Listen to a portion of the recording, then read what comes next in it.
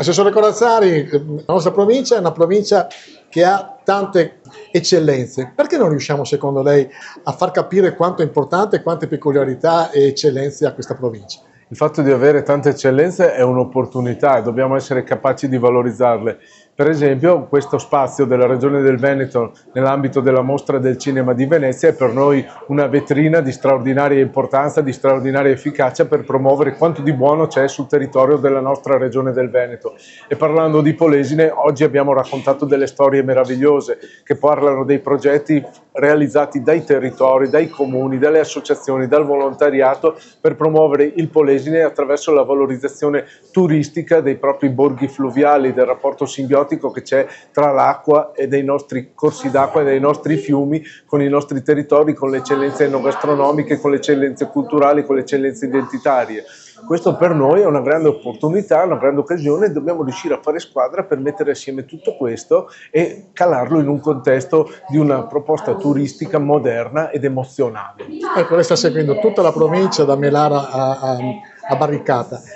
Mi dice un aggettivo per questa provincia? Beh, una provincia straordinaria, perché riesce sempre a stupirci. Da Melara a Scardovari ogni giorno c'è il motivo di essere sorpresi dalla bellezza del nostro territorio. E noi polesiani ne siamo consapevoli di questo? Dobbiamo esserne consapevoli e orgogliosi e farlo conoscere ai polesani, ai veneti, agli italiani e in tutto il mondo. Laura Cestari, consigliere regionale, siamo in una location straordinaria per l'Eccelsior per mostrare delle eccellenze del nostro territorio. Quante eccellenze abbiamo secondo lei in provincia di Rovigo, quante non ne conosciamo e quanto dobbiamo conoscerne?